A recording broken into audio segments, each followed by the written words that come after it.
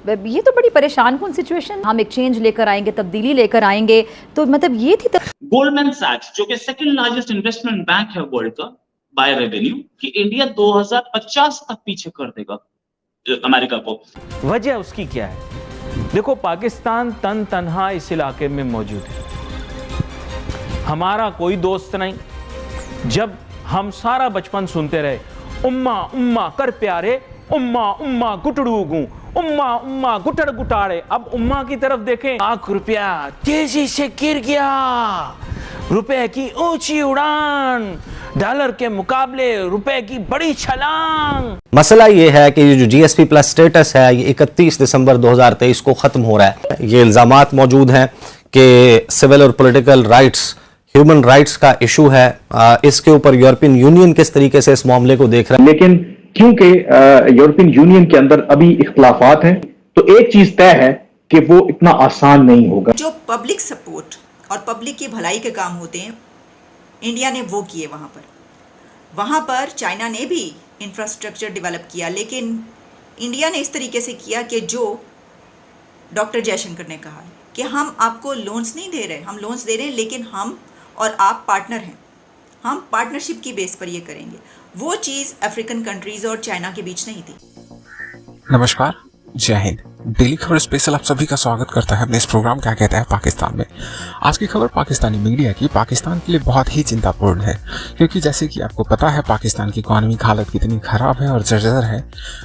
वो भी चलाने के लिए उनको कुछ देशों से, IMF से, वर्ल्ड बैंक से कर्ज लेके चलाना पड़ता है। इसी प्रकरण में 2014 में पाकिस्तान को यूरोपियन यूनियन की ओर से ट्रेड में कुछ छूट दी गई थी, जिसके लिए उनको GSP प्लस स्टेटस दिया गया था।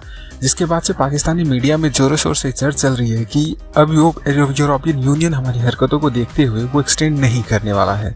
तो इसी को लेकर पाकिस्तानी मीडिया में डिस्कशन चल रही है कि ऑलरेडी हम इतने परेशानी में हैं, कर्ज चुकाने हैं, ऊपर से अगर ये कुछ हालात हमारे अभी सुधरे भी हैं, अगर इकोनॉमिकली कुछ परसेंटेज के लिए महंगाई दर घटी भी है, बट फिर भी अगर ये छिन जाता है तो हमें और परेशानी झेलनी पड़ेगी। जो यूरोप से हमें सहूलियत मिलता था वो नहीं मिल पाएगा आगे।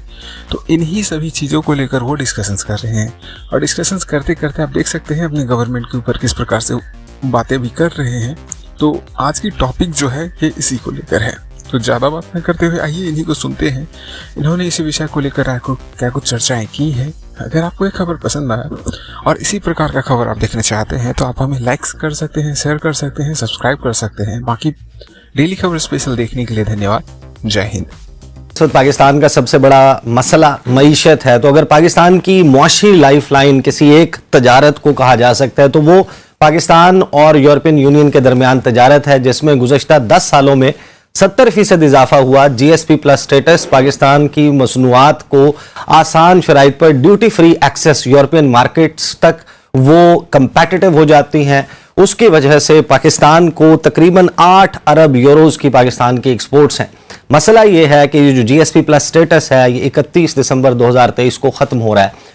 इस स्टेटस के लिए 27 इंटरनेशनल कन्वेंशंस और ट्रीटीज़ हैं जिनके ऊपर पाकिस्तान ने अमल दरामद करना होता है, जिसमें एक बहुत ही इंपॉर्टेंट और टॉप ऑफ द लिस्ट जो ट्रीटी है, जो कन्वेंशन है, वो international convention on civil and political rights है। क्या पाकिस्तान के पास ये स्टेटस बस बरकरार रहेगा या नहीं रहेगा एक ऐसे वक्त में जब पाकिस्तान में एक पॉलिटिकल क्योस की सिचुएशन है? ये इल्जामात मौजूद हैं कि सिविल और पॉलिटिकल राइट्स, ह्यूमन राइट्स का इशू है। इसके ऊपर यूरोपियन यूनियन किस तरीके से इस मामले को देख रहा है? कामरान, बताइए कि कैसा रहा एक तो दौरा, और उसमें GSP प्लस स्टेटस के हवाले से क्या आप लोगों को बताया गया है?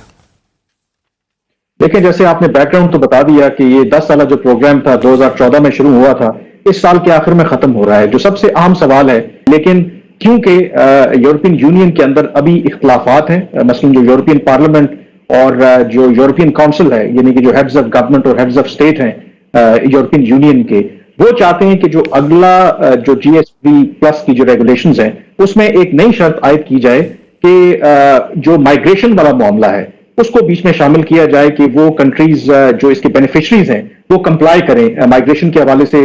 जो गैर कानूनी तौर पर लोग यूरोप आते हैं उनको रोकने के लिए वो इकदाम करें और उसको लिंक करें GSP प्लस जो अगली स्कीम है।